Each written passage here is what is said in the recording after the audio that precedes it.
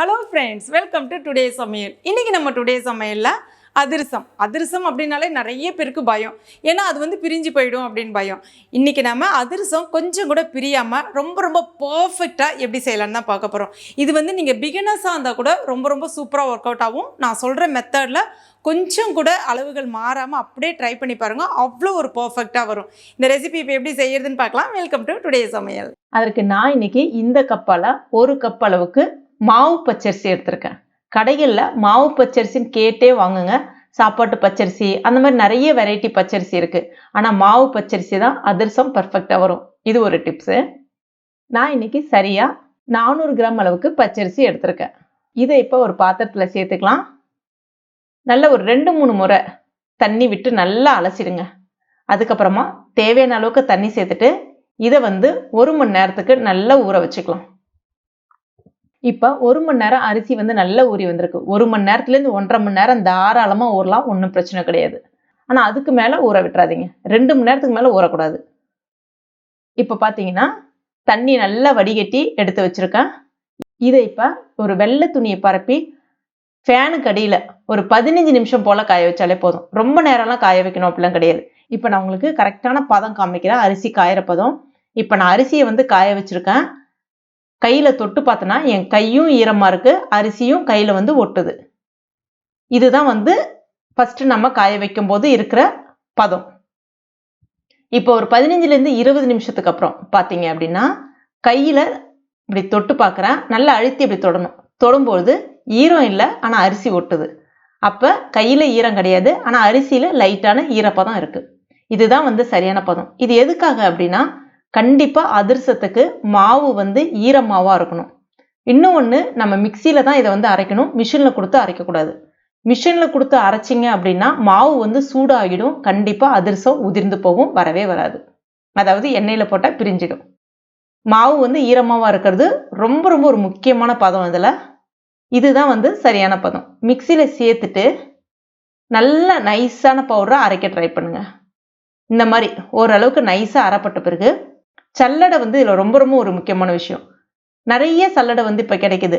அதுலேயே மாவு சலிக்கிற சல்லடை, ரொம்ப நைஸாக சலிக்கிற சல்லடையாக பார்த்து பயன்படுத்தணும். இப்போ இதில் சேர்த்துட்டு இந்த மாதிரி நல்லா சலிச்சிக்கங்க. மறுபடியும் கொஞ்சம் மீறும். இதை மறுபடியும் மிக்சியில் சேர்த்துட்டு மறுபடியும் நல்லா நைஸாக அரைச்சிட்டு மறுபடியும் சலிச்சிக்கணும். மேக்சிமம் மாவு வேஸ்ட் பண்ணாதீங்க. கடைசியாக கொஞ்சமாக அந்த லைட்டாக குறகுறப்பு இருக்கும், அதை எடுத்துருங்க. ஏன்னா ரொம்ப மாவு நீங்கள் வேஸ்ட் பண்ணிட்டீங்க அப்படின்னா, அதாவது சலிக்கும் போது வேஸ்ட் பண்ணிட்டீங்க அப்படின்னா உங்களுக்கு வெள்ளை பாகு கரெக்டான அளவுகளில் இல்லாமல் போயிடும். அதுக்காக தான் சொல்கிறேன். இப்போ மாவு தொட்டு பார்த்தீங்கன்னா நல்ல ஈரமாகவே இருக்குது. எப்பவுமே ஈர அரிசி அரைக்கும் போது பார்த்தீங்கன்னா உங்களுக்கு சட்டுன்னு நல்ல நைஸாக அரைப்படும். அரிசி காய வைக்கும் போதே இந்த வெள்ளத்தையும் நீங்கள் ரெடி பண்ணிக்கலாம். அதாவது மண்டை வெல்லம்னு சொல்லுவாங்க, பாகு வெல்லம், மண்டை வெல்லம் அப்படின்னு சொல்லுவாங்க. இதுதான் அதிரசத்துக்கு ஒரு பர்ஃபெக்டான வெல்லம். இது இந்த மாதிரி வாங்கிக்கங்க. அதுக்கப்புறம் கத்தியை பயன்படுத்தி, உடைக்காம கத்தியை பயன்படுத்தி இந்த மாதிரி செதுக்கிக்கங்க.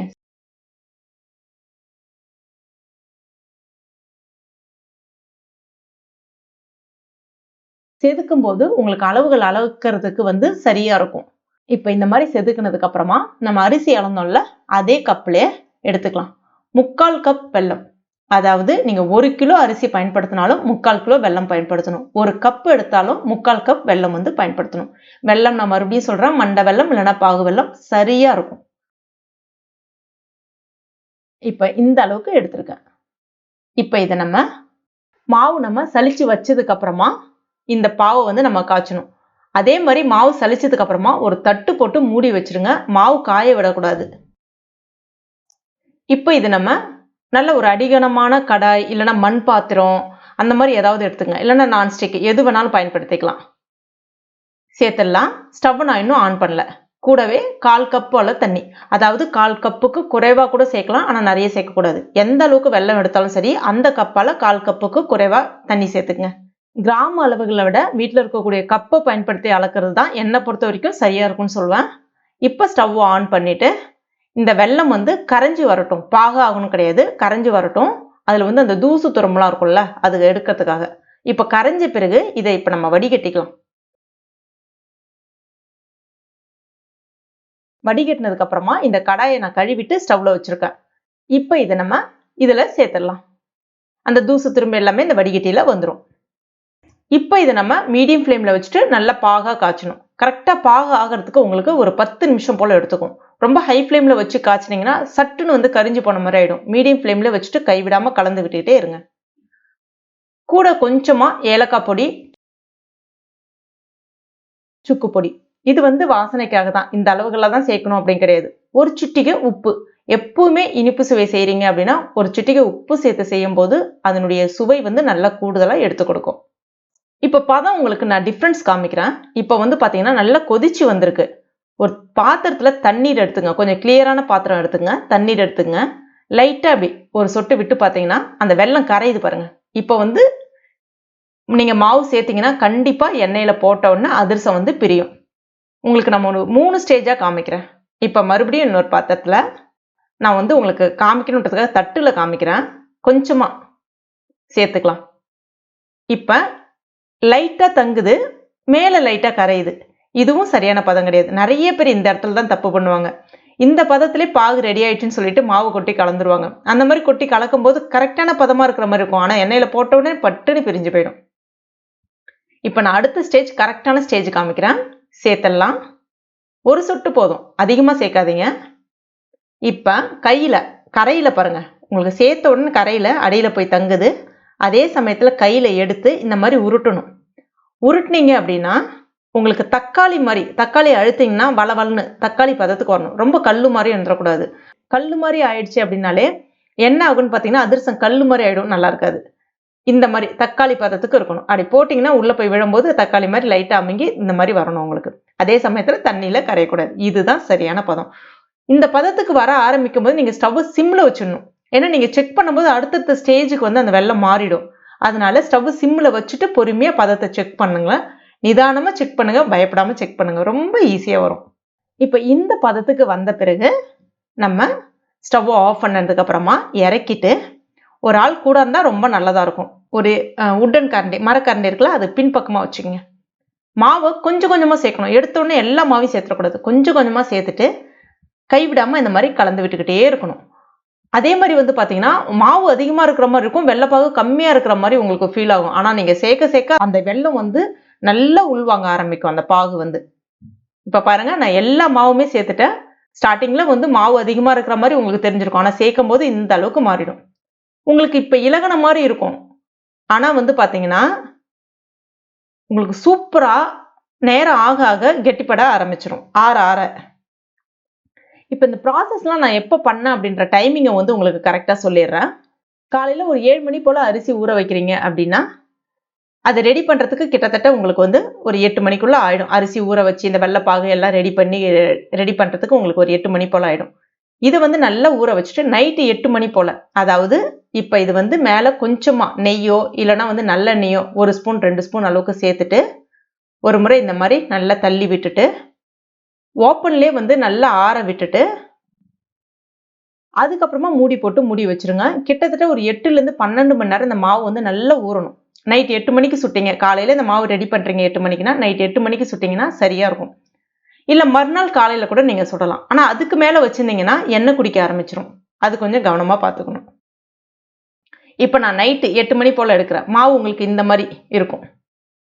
எடுக்கிறதுக்கு ரொம்ப சௌரியமாக வரும். சப்போஸ் உங்களுக்கு இந்த இடத்துல இன்னொரு முக்கியமான டிப் சொல்கிறேன். இந்த இடத்துல மாவு ரொம்ப இலகுன மாதிரி இருக்குது, கையில் எடுத்தோடனே மாவு அப்படியே வளவளன்னு வருது அப்படின்னா வீட்டில் பச்சரிசி மாவு இருக்குல்ல, அந்த பச்சரிசி மாவு, அதாவது இடியாப்ப மாவு வச்சுருப்போம் பாருங்க, அதை வந்து ஃப்ரிட்ஜில் கொஞ்சம் நேரம் வச்சுருங்க. மாவு சில்லுன்னு ஆக ஆரம்பிச்சிடும். அதுக்கப்புறமா 1 ஸ்பூன் 2 ஸ்பூன் அளவுக்கு தேவையான அளவுக்கு ஒரு கொஞ்சம் கட்டி பதத்துக்கு வர்ற அளவுக்கு கலந்துட்டு மறுபடியும் ஒரு 3 மணி நேரம் அப்படியே வச்சுருங்க. அதுக்கப்புறம் சுட ஆரம்பிச்சிங்கன்னா எண்ணெயில் பிரியாமல் இருக்கும், வளவளன்னு இல்லாமல் இருக்கும், ரவுண்ட் ஷேப்பில் அழகாக வரும். இல்லை மாவு எடுக்கும்போது உங்களுக்கு கரெக்டான பதத்தில் இந்த இடத்துல இருக்குது அப்படின்னா ஒரு கவரில் லைட்டாக எண்ணெய் தடவிட்டு இந்த மாதிரி சின்ன பால் மாதிரி எடுத்துங்க. அப்படி வச்சுட்டு மேலே அந்த கவரை அப்படி வச்சு ஒரு பாத்திரத்தை வச்சு லைட்டாக அப்படி ஒரு ப்ரெஸ் மட்டும் கொடுத்துட்டு கட்டை விரல் இல்லைன்னா இந்த மாதிரி ஆள்கட்டை விரலால் லைட்டாக இந்த மாதிரி தடவி விட்டு ஓரங்களில் தடவி விட்டாலே போதும், ரொம்ப அழகாக வர ஆரம்பிச்சிடும். இது இப்போ நம்ம எண்ணெயில் போட வேண்டியதான். எண்ணெய் வந்து மிதமான சூட்டில் இருக்கணும், ஸ்டவ்வும் மீடியம் ஃப்ளேமில் இருக்கணும். ரொம்ப ஹை ஃப்ளேமில் வச்சிங்கன்னா மேலே பட்டுன்னு வந்து கரிஞ்சு போயிடும், உள்ளே வந்து மாவு வேகாத மாதிரி ஆகிடும். அதே மாதிரி எண்ணெய் காயாமல் இருந்தாலும் உங்களுக்கு எண்ணெயில் போட்ட உடனே பிரிஞ்சு வந்துடும். ஸோ இது எல்லாமே சின்ன சின்ன டிப்ஸ் தான் இது. எண்ணெய் வந்து கண்டிப்பாக சூடாக இருக்கணும், ஆனால் மிதமான சூட்டில் இருக்கணும். ரொம்ப எண்ணெய் காயாமல் எண்ணெய் ஸ்டவ் கம்ப்ளீட்டாக சிம்மில் வச்சுட்டு பண்ணிங்கன்னா கண்டிப்பாக பிரியும் எண்ணெயில் போட்ட உடனே. இப்போ அதிரசம் ரெடி ஆகிடுச்சு. அதிரசம் மட்டுமே எப்போவுமே போட்டோடனே வெந்துடும். நான் மறுபடியும் சொல்கிறேன், இந்த டிப்ஸை கரெக்டாக ஃபாலோ பண்ணுங்கள். எண்ணெய் வந்து ரொம்ப சூடாகவும் இருந்துடக்கூடாது, அதே சமயத்தில் சூடே இல்லாமல் இருந்துடக்கூடாது. சூடே இல்லாமல் இருந்துச்சுன்னா கண்டிப்பாக, அதாவது மிதமான சூட்டில் இருந்துச்சுன்னா கண்டிப்பாக அதிரசம் பிரியறதுக்கு நிறைய வாய்ப்புகள் இருக்குது. எண்ணெய் வந்து நல்லா சூடாக தான் இருக்கணும், அதே சமயத்தில் ரொம்ப சூடாக இருந்துட்டால் தான் மேலே வந்து பட்டுன்னு கருகுன மாதிரி ஆகிடும். எண்ணெய் நல்லா சூடானதுக்கப்புறமா ஸ்டவ்வை மீடியம் ஃப்ளேமில் வச்சுட்டு பண்ணிங்கன்னா ரொம்ப அருமையாக பர்ஃபெக்டாக வரும். இப்போ இதை அப்படியே எடுத்துட வேண்டியதான். எடுத்துட்டு இந்த மாதிரி ஒரு தோசை திருப்பியை பயன்படுத்தி இது மேலே இப்படி வச்சுட்டு அதில் இருக்கக்கூடிய இந்த எக்ஸ்ட்ரா எண்ணெயை லைட்டாக இன்னொரு கரண்டியை வச்சு இந்த மாதிரி அழுத்திட்டு நம்ம விட்டோன்னா அழகாக அதில் இருக்கக்கூடிய எண்ணெய் எல்லாமே வடிஞ்சிரும். அவ்வளோதான். இதே மெத்தட்லேயே நீங்கள் அடுத்தடுத்த அதிரசமும் இந்த மாதிரி நீங்கள் போட்டிங்கன்னா ரொம்ப பர்ஃபெக்டாக சூப்பராக வரும். அவ்வளோதான், சூப்பரான அதிரசம் ரொம்ப சிம்பிளாக நல்ல டேஸ்ட்டாக ரெடி ஆகிடுச்சு. இதை உங்களுக்கு நான் பிரிச்சும் காமிக்கிறேன் பாருங்கள். நல்ல அழகாக சாஃப்டாக வருது பாருங்கள். அதிரசம் மட்டுமே எப்பவுமே ஊற தான் ரொம்ப அருமையாக பர்ஃபெக்டாக இருக்கும். இது நான் வந்து உங்களுக்கு நல்லா சூடாகவே இப்போ வந்து பிரித்து காமிக்கிறேன். இன்னும் நல்லா ஊறிச்சுன்னா இன்னும் நல்லா சாஃப்டாக, அதாவது மறுநாள் அதுக்கு மறுநாள் போக தான் நல்லாயிருக்கும். இது நீங்கள் ஒரு சில்வர் ஏர்டைட் கண்டெய்னரில் ஸ்டோர் பண்ணிக்கலாம், வெளியிலே வச்சு பயன்படுத்தலாம். 20 நாள் 25 நாள் வரைக்கும் ஆனாலும் கெட்டு போகாமல் இருக்கும். ரொம்ப டேஸ்ட்டாக இருக்கும்.